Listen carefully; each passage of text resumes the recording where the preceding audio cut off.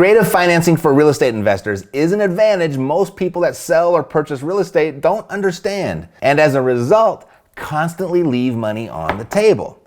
But there are times to use certain strategies and times to not, or you could flat out lose money, and we don't want to do that. Now, so that you end up on the right side of the equation more times than not, I'm going to share with you 9 different strategies to creatively finance your real estate investments, plus when each one is appropriate and when to avoid each one altogether. And just before we get into it, if you want to escape the 9-to-5 grind using the one investment vehicle that gives the average person the greatest chance of success, and I'm talking about income producing investment grade real estate, click the subscribe button and ring the notification bell because I post cool stuff like this each and every week and you don't want to miss it. Let's go.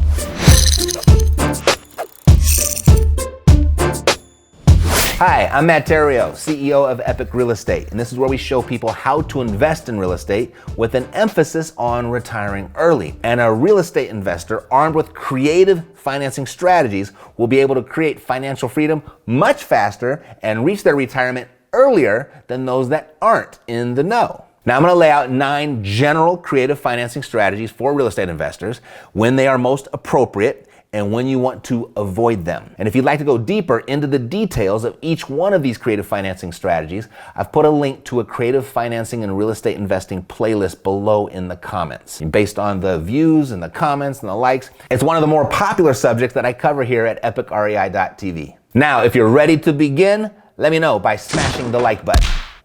Creative financing strategy number 1. Equity sharing, also known as joint venture, partnership, membership, syndication, shareholding, among other terms. Now, it's often appropriate when you have friends or you got family or organizations with capital available for investing in real estate, and they don't particularly want to get their hands dirty with rehabbing or being a landlord. Now, it's a good idea to avoid equity sharing when dealing with the seller's personal residence. If you must share equity with the seller in this situation, word it in your agreement as deferred interest as opposed to equity. Creative financing strategy number 2, option. This is when you place a contract on a property that gives you the right to purchase the property for a predetermined price within a predetermined time, but not the obligation to purchase. An option is often appropriate when you may not want to take title to the property to avoid liability. For example, the market has declined a little bit and you anticipate it to come back in the near future and you want to wait it out. Or maybe you anticipate a zoning change or a change in its use. Perhaps there's good value in the property, but negative legal issues attached to it, and you want to get those sorted out first. Or maybe you might want to purchase the property in the future for any number of reasons, but don't want to make the financial commitment right away. An option can be a really good strategy for flipping luxury properties for 6-figure profits while using a very limited amount of your own money. It's one of the most underrated creative financing strategies of all. Check the playlist in the comments where I'll show you in detail how to get jiggy with options to fatten your wallet. Getting jiggy with it. Now, when to avoid an option, probably don't want to put down a large amount of money for the option fee if you have less than, say, a 90% certainty of following through, since the option fee is almost always non-refundable. Creative financing strategy number 3, option with a lease, also known as a lease option or rent to own. And this is often appropriate when the seller is motivated to act quickly, or the seller wants to maintain the tax advantages that accompany the property, or if the seller wants to keep the property in his or her asset column. Now, when to avoid a lease option, 2 things. You'll want to avoid combining the option and lease into one agreement. And you'll want to avoid leasing back to the original owner-occupant seller. I can tell you a long story at another time why this is a big mistake. Big mistake. Big.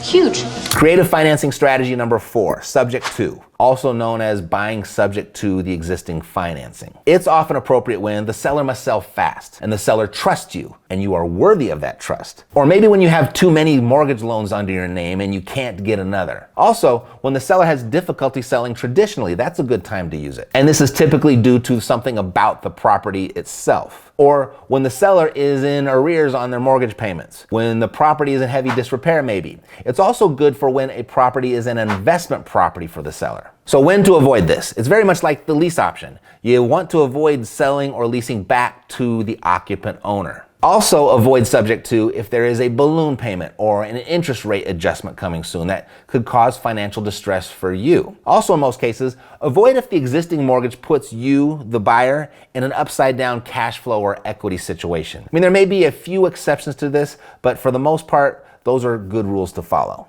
Creative financing strategy number 5, agreement for deed. Also known as land contract, contract for deed, agreement for bond, buying on contract, installment sale, seller finance. There are a lot of AKAs for this one. Now, it's often appropriate when the seller is concerned about the due on sale clause in a subject to transaction, and or the seller wants to maintain some property ownership rights until it's paid in full. Now, when to avoid this, you want to do that when the seller is in extreme financial trouble, like maybe they're facing bankruptcy or divorce. I like to cloud title by recording the contract, even if I have the slightest doubt about the seller's financial situation.